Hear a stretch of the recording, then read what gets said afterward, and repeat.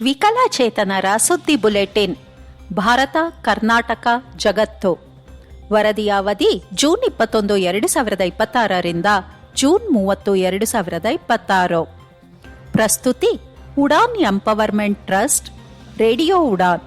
ಒಳಗೊಳ್ಳುವಿಕೆ ಮತ್ತು ಸಬಲೀಕರಣಕ್ಕಾಗಿ ಭಾರತದ ಮೊದಲ ಆನ್ಲೈನ್ ಸಮುದಾಯ ರೇಡಿಯೋ.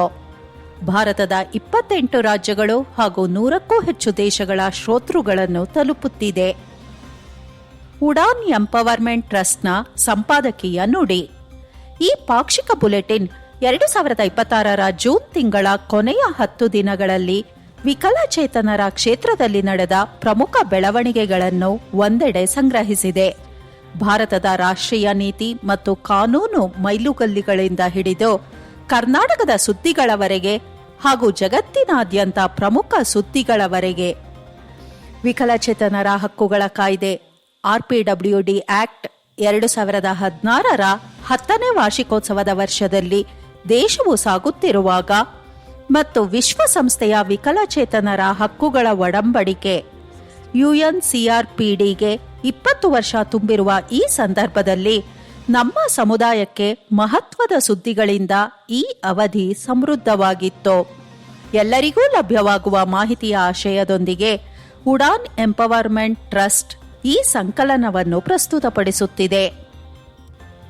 ವಿಭಾಗ 1, ರಾಷ್ಟ್ರೀಯ ಸುದ್ದಿಗಳು. ಭಾರತ. DEPWD ಇಂದ ಪ್ರವೇಶ ಸಾಧ್ಯತೆ ಅಂದರೆ ಆಕ್ಸೆಸಿಬಿಲಿಟಿ ಲೆಕ್ಕ ಪರಿಶೋಧಕರ ನವೀಕೃತ ಪಟ್ಟಿ ಬಿಡುಗಡೆ. ರಾಷ್ಟ್ರೀಯ ಪ್ರಶಸ್ತಿ 2026ಕ್ಕೆ ನಾಮನಿರ್ದೇಶನ ಆಹ್ವಾನ. ನವದೆಹಲಿ, ಜೂನ್ 25, 2026. ಮಾಹಿತಿಯ ಮೂಲ ವಿಕಲಚೇತನರ ಸಬಲೀಕರಣ ಇಲಾಖೆ DEPWD. ಕೇಂದ್ರ ಸಾಮಾಜಿಕ ನ್ಯಾಯ ಮತ್ತು ಸಬಲೀಕರಣ ಸಚಿವಾಲಯದ ವಿಕಲಚೇತನರ ಸಬಲೀಕರಣ ಇಲಾಖೆ ದಿವ್ಯಾಂಗಜನ. ಜೂನ್ 25, 2026ರಂತೆ ವೆಬ್ ಪರಿಸರದಲ್ಲಿ ಪ್ರವೇಶ ಸಾಧ್ಯತೆ ಲೆಕ್ಕ ಪರಿಶೋಧನೆ ನಡೆಸುವ ಮಾನ್ಯತೆ ಪಡೆದ ಲೆಕ್ಕ ಪರಿಶೋಧಕರ ಸಮಗ್ರ ಪಟ್ಟಿಯನ್ನು ಪ್ರಕಟಿಸಿದೆ. ವಿಕಲಚೇತನರ ಹಕ್ಕುಗಳ ಕಾಯ್ದೆ 2016ರ ಅಡಿಯಲ್ಲಿ ವೆಬ್ಸೈಟ್ಗಳು ಮತ್ತು ಡಿಜಿಟಲ್ ಸೇವೆಗಳ ಪ್ರವೇಶ ಸಾಧ್ಯತೆ ಪರಿಶೀಲನೆಯ ವ್ಯವಸ್ಥೆಯನ್ನು ಈ ಪಟ್ಟಿ ಬಲಪಡಿಸುತ್ತದೆ.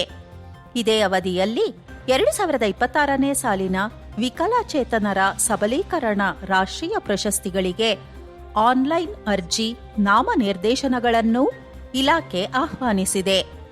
ವಿಕಲಚೇತನರ ಕ್ಷೇತ್ರದಲ್ಲಿ ಕಾರ್ಯನಿರ್ವಹಿಸುತ್ತಿರುವ ಸಂಸ್ಥೆಗಳು ಮತ್ತು ವ್ಯಕ್ತಿಗಳು ಅಧಿಕೃತ ಪೋರ್ಟಲ್ ಮೂಲಕ ನಾಮನಿರ್ದೇಶನ ಸಲ್ಲಿಸಲು ಕೋರಲಾಗಿದೆ.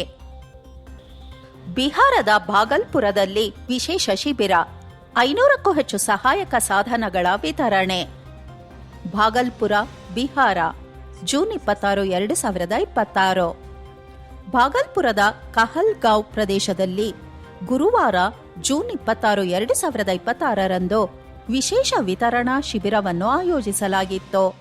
ಈ ಶಿಬಿರದಲ್ಲಿ 500ಕ್ಕೂ ಹೆಚ್ಚು ಟ್ರೈಸೈಕಲ್ಗಳು, ಶ್ರವಣ ಸಾಧನಗಳು ಮತ್ತು ಇತರ ಸಹಾಯಕ ಸಾಧನಗಳನ್ನು ವಿಕಲಚೇತನರಿಗೆ ವಿತರಿಸಲಾಯಿತು. National family health survey NFHS 6 ವರದಿಯಲ್ಲಿ ವಿಕಲಚೇತನರ ಅಂಕಿಅಂಶ ಕೈಬಿಟ್ಟಿದ್ದಕ್ಕೆ ಆಕ್ಷೇಪ. ಉತ್ತರ ಕೇಳಿದ ಹೋರಾಟಗಾರರು. ನವದೆಹಲಿ, ಜೂನ್ ಮಧ್ಯದಿಂದ ಕೊನೆಯವರೆಗೆ ವರದಿ. ಮಾಹಿತಿಯ ಮೂಲ ಔಟ್ಲುಕ್ ಇಂಡಿಯಾ. ರಾಷ್ಟ್ರೀಯ ಕುಟುಂಬ ಆರೋಗ್ಯ ಸಮೀಕ್ಷೆ 6 NFHS 6 2023-24ರ ಫ್ಯಾಕ್ಟ್ ಶೀಟ್ಗಳಲ್ಲಿ ವಿಕಲಚೇತನತೆಯ ಸೂಚಕಗಳನ್ನು ಸಂಪೂರ್ಣವಾಗಿ ಕೈಬಿಟ್ಟಿರುವ ಬಗ್ಗೆ ಜೂನ್ ಕೊನೆಯ ವಾರದವರೆಗೂ ದೊಡ್ಡ ಚರ್ಚೆ ಮುಂದುವರಿಯಿತು. 2019ರಿಂದ 2021ರ NFHS 5 ಸಮೀಕ್ಷೆಯು ವಿಕಲಚೇತನತೆಯನ್ನು ಪ್ರತ್ಯೇಕ ವಿಭಾಗವಾಗಿ ಸೇರಿಸಿದ ಮೊದಲ ಸುತ್ತಾಗಿತ್ತು. ಅದರಲ್ಲಿ ಜನಸಂಖ್ಯೆಯ ಸುಮಾರು 1% ಜನರು ವಿಕಲಚೇತನತೆ ಹೊಂದಿರುವುದಾಗಿ ವರದಿಯಾಗಿತ್ತು. NFHS 6ರಲ್ಲಿ ಈ ಸೂಚಕಗಳು ಇಲ್ಲದಿರುವುದರಿಂದ ವಿಕಲಚೇತನರ ಆರೋಗ್ಯ ಮತ್ತು ಸಾಮಾಜಿಕ ಸ್ಥಿತಿಗತಿಯ ಪ್ರಗತಿಯನ್ನು ಅಳೆಯಲು ನೀತಿ ನಿರೂಪಕರಿಗೆ ಮಾನದಂಡವೇ ಇಲ್ಲದಂತಾಗಿದೆ ಎಂದು ಹಕ್ಕು ಹೋರಾಟಗಾರರು ಆತಂಕ ವ್ಯಕ್ತಪಡಿಸಿದ್ದಾರೆ. ಈ ಕುರಿತು ಕೇಂದ್ರ ಆರೋಗ್ಯ ಸಚಿವಾಲಯದ ವಿವರಣೆಗಾಗಿ ಕ್ಷೇತ್ರವು ಕಾಯುತ್ತಿದೆ. ಸಮಗ್ರ ಶಿಕ್ಷಣಕ್ಕಾಗಿ ಎನ್ಐಒಎಸ್, ಎನ್ಸಿಇಆರ್ಟಿ, ಡಿಇಪಿಡಬ್ಲ್ಯೂಡಿ ತ್ರಿಪಕ್ಷೀಯ ಒಡಂಬಡಿಕೆ. ನವದೆಹಲಿ, ಜೂನ್ 18, 2026. ವರದಿ ಅವಧಿಯ ಹಿಂದಿನ ದಿನಗಳಲ್ಲಿ ವಿಕಲಚೇತನ ಮಕ್ಕಳಿಗೆ ಶಿಕ್ಷಣದಲ್ಲಿ ಸಮಾನ ಅವಕಾಶ ಖಚಿತಪಡಿಸುವ ನಿಟ್ಟಿನಲ್ಲಿ ಮಹತ್ವದ ಹೆಜ್ಜೆಯಾಗಿ ರಾಷ್ಟ್ರೀಯ ಮುಕ್ತ ಶಾಲಾ ಸಂಸ್ಥೆ ಎನ್ಐಒಎಸ್, ರಾಷ್ಟ್ರೀಯ ಶೈಕ್ಷಣಿಕ ಸಂಶೋಧನೆ ಮತ್ತು ತರಬೇತಿ ಪರಿಷತ್ತು ಎನ್ಸಿಇಆರ್ಟಿ ಹಾಗೂ ವಿಕಲಚೇತನರ ಸಬಲೀಕರಣ ಇಲಾಖೆ ಡಿಇಪಿಡಬ್ಲ್ಯೂಡಿ ನಡುವೆ ತ್ರಿಪಕ್ಷೀಯ ಒಡಂಬಡಿಕೆಗೆ ಅಂದರೆ ಎಂಒಯುಗೆ ಸಹಿ ಹಾಕಲಾಯಿತು. ಜೂನ್ ಕೊನೆಯ ದಿನಗಳಲ್ಲಿ ಈ ಒಡಂಬಡಿಕೆಯ ಅನುಷ್ಠಾನ ಚಟುವಟಿಕೆಗಳು ಮುಂದುವರಿದವು. ಹೊಸ ವರದಿ. ಭಾರತದ ಸಿಎಸ್ಆರ್ ನಿಧಿಯಲ್ಲಿ ವಿಕಲಚೇತನರ ಕ್ಷೇತ್ರಕ್ಕೆ 1% ಕಡಿಮೆ ಪಾಲು. ಜೂನ್ 2026. ಮಾಹಿತಿಯ ಮೂಲ ಇಂಡಿಯಾ ಡೆವಲಪ್ಮೆಂಟ್ ರಿವ್ಯೂ ಐಡಿಆರ್. ಭಾರತದಲ್ಲಿ ಕಾರ್ಪೊರೇಟ್ ಸಾಮಾಜಿಕ ಹೊಣೆಗಾರಿಕೆ ಸಿಎಸ್ಆರ್ ನಿಧಿಯ 1%ಕ್ಕಿಂತಲೂ ಕಡಿಮೆ ಪಾಲು ಮಾತ್ರ ವಿಕಲಚೇತನರ ಕ್ಷೇತ್ರದ ಕೆಲಸಗಳಿಗೆ ಸಿಗುತ್ತಿದೆ ಎಂಬುದನ್ನು ಜೂನ್ 2026ರಲ್ಲಿ ಪ್ರಕಟವಾದ ಹೊಸ ವರದಿಯೊಂದು ಎತ್ತಿ ತೋರಿಸಿದೆ. ಈ ನಿಧಿಯ ಕೊರತೆಗೆ ಕ್ಷೇತ್ರವು ಹೇಗೆ ಸ್ಪಂದಿಸಬಹುದು ಎಂಬ ಮಾರ್ಗಸೂಚಿಗಳನ್ನೂ ವರದಿ ನೀಡಿದೆ. ಇದಲ್ಲದೆ ಕೇಂದ್ರ ಗೃಹ ಸಚಿವಾಲಯವು ಜೂನ್ 2026ರಲ್ಲಿ ಎಫ್ಸಿಆರ್ಎ ನಿಯಮಗಳಿಗೆ ತಿದ್ದುಪಡಿ ತಂದಿದ್ದು, ವಿದೇಶಿ ದೇಣಿಗೆ ಪಡೆಯುವ ಸ್ವಯಂ ಸೇವಾ ಸಂಸ್ಥೆಗಳು ಇದನ್ನು ಗಮನವಿಟ್ಟು ಪರಿಶೀಲಿಸಬೇಕಿದೆ. ದಿವ್ಯಾಂಗಜನ ವಿದ್ಯಾರ್ಥಿ ವೇತನ 2026-27. ರಾಷ್ಟ್ರೀಯ ವಿದ್ಯಾರ್ಥಿ ವೇತನ ಪೋರ್ಟಲ್ನಲ್ಲಿ ಅರ್ಜಿ ಆಹ್ವಾನ. ಜೂನ್ 1, 2026ರಿಂದ. ಮಾಹಿತಿಯ ಮೂಲ ಡಿಇಪಿಡಬ್ಲ್ಯೂಡಿ ರಾಷ್ಟ್ರೀಯ ವಿದ್ಯಾರ್ಥಿ ವೇತನ ಪೋರ್ಟಲ್ ಎನ್ಎಸ್ಪಿ.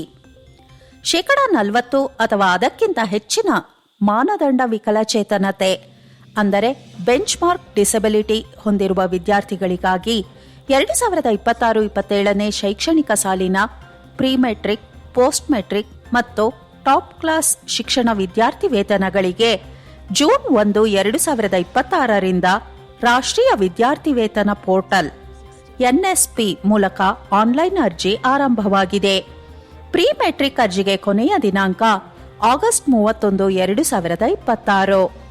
ಪೋಸ್ಟ್ ಮೆಟ್ರಿಕ್ ಮತ್ತು ಟಾಪ್ ಕ್ಲಾಸ್ ಶಿಕ್ಷಣಕ್ಕೆ ಅರ್ಜಿ ಸಲ್ಲಿಸಲು ಕೊನೆಯ ದಿನಾಂಕ ಅಕ್ಟೋಬರ್ 31, 2026.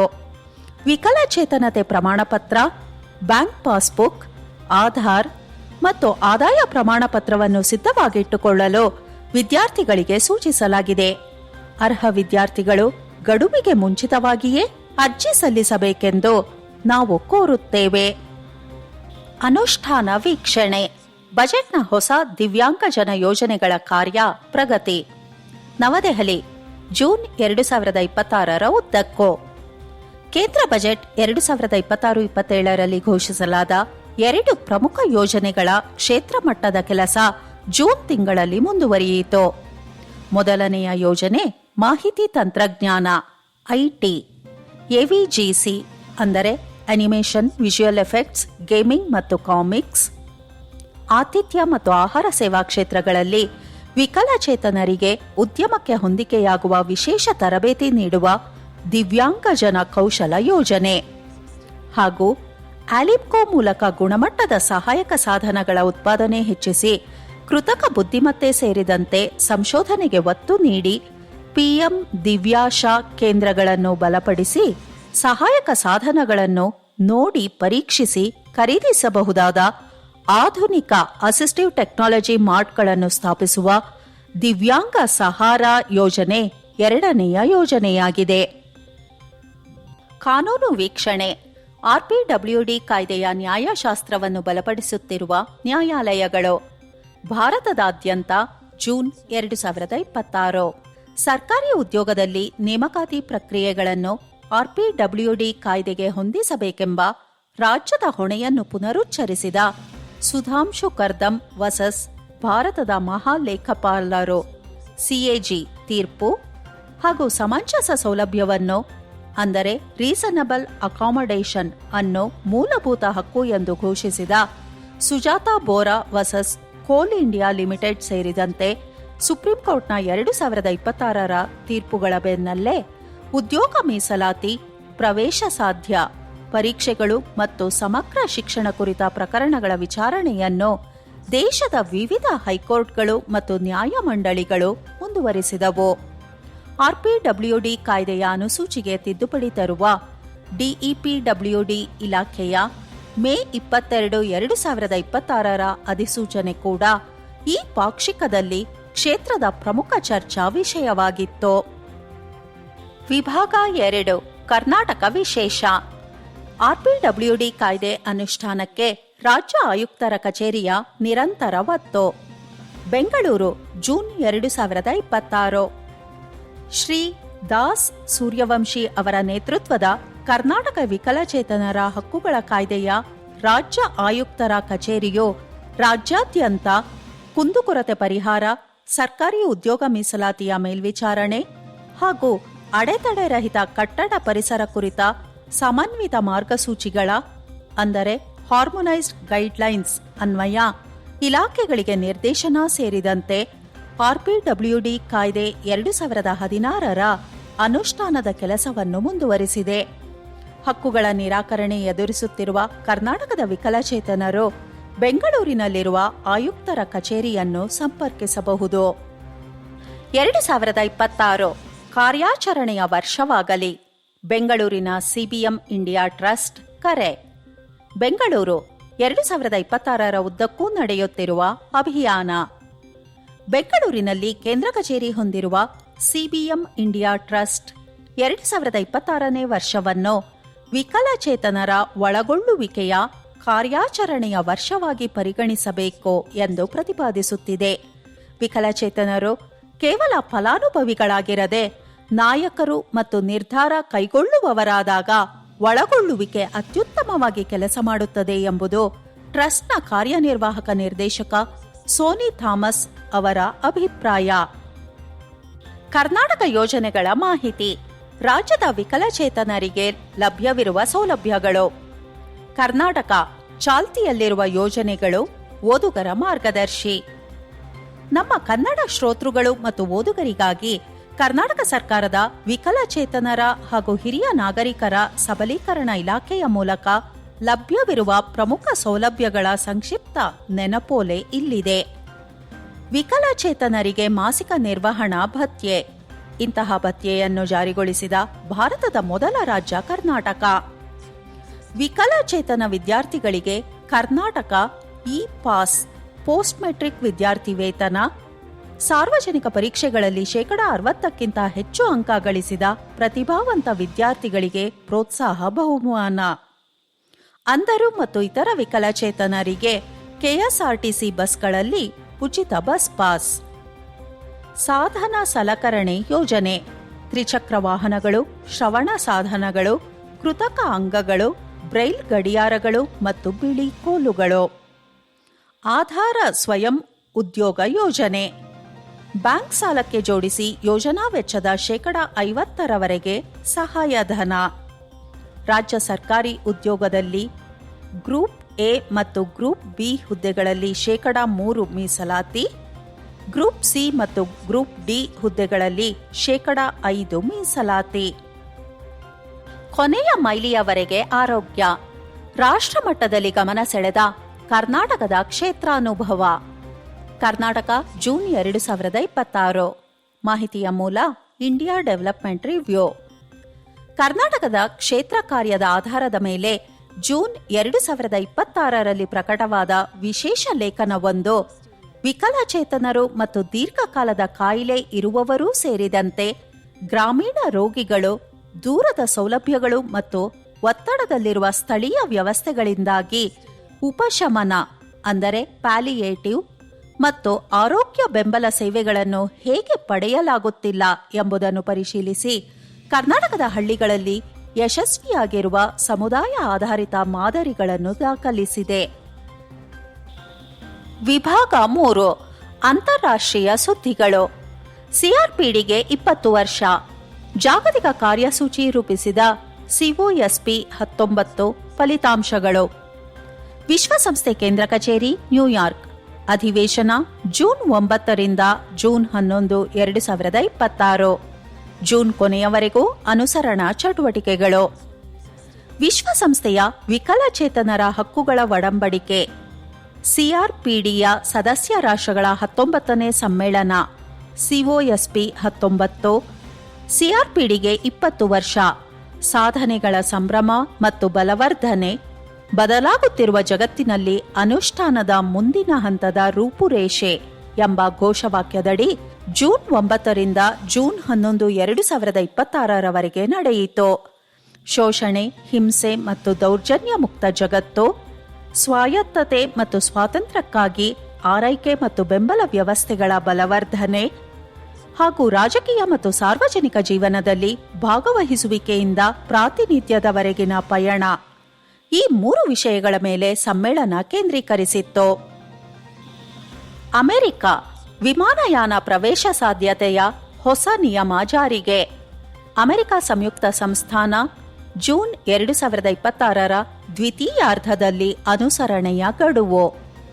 ವಿಕಲಚೇತನ ಪ್ರಯಾಣಿಕರಿಗೆ ನೆರವಾಗಲು ಸಿದ್ಧತೆ ಖಚಿತಪಡಿಸುವ ನಿಟ್ಟಿನಲ್ಲಿ ವಿಮಾನಯಾನ ಸಂಸ್ಥೆಗಳು ನಿರ್ದಿಷ್ಟ ಕ್ರಮಗಳನ್ನು ಕೈಗೊಳ್ಳಬೇಕೆಂಬ ಹೊಸ ಫೆಡರಲ್ ನಿಯಮ ಅಮೆರಿಕದಲ್ಲಿ ಜೂನ್ 2026 ಮಧ್ಯಭಾಗದಿಂದ ಜಾರಿಗೆ ಬಂದಿದೆ.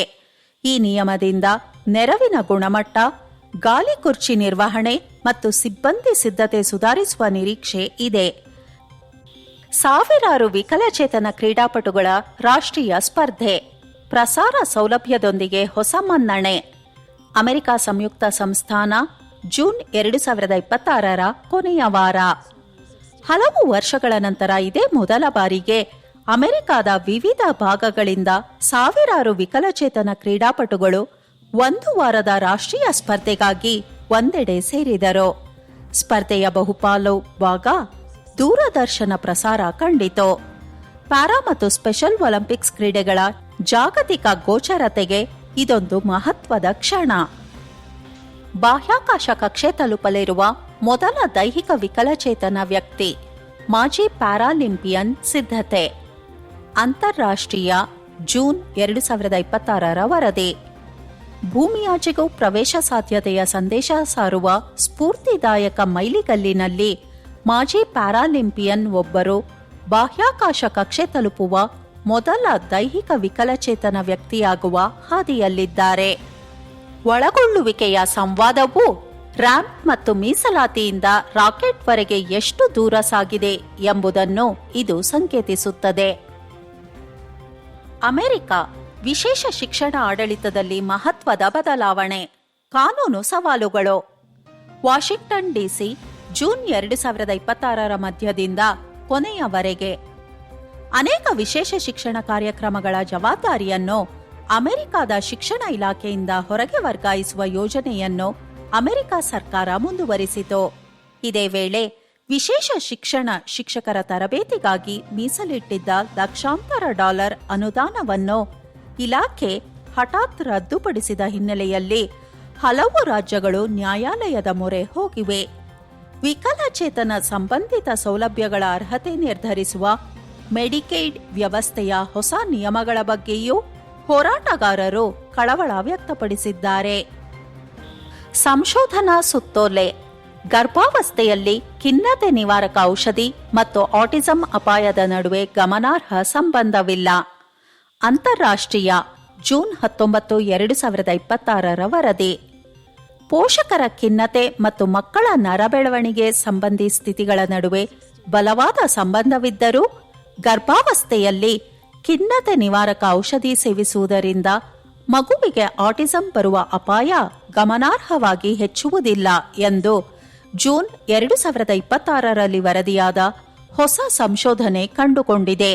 ಸಂಶೋಧನಾ ಕ್ಷೇತ್ರದ ಇನ್ನೊಂದು ಸುದ್ದಿಯಲ್ಲಿ ಗಾಲಿ ಕುರ್ಚಿಯಿಂದ ಸುರಕ್ಷಿತ ವರ್ಗಾವಣೆಗೆ ಅನುಕೂಲವಾಗುವಂತೆ ವಿನ್ಯಾಸಗೊಳಿಸಲಾದ ಪ್ರವೇಶ ಸಾಧ್ಯ ಶಾಂಪೂ ಬೌಲ್ ಘನತೆ ಕಾಪಾಡುವ ಸರಳ ಸಹಾಯಕ ವಿನ್ಯಾಸವಾಗಿ ಗಮನ ಸೆಳೆದಿದೆ.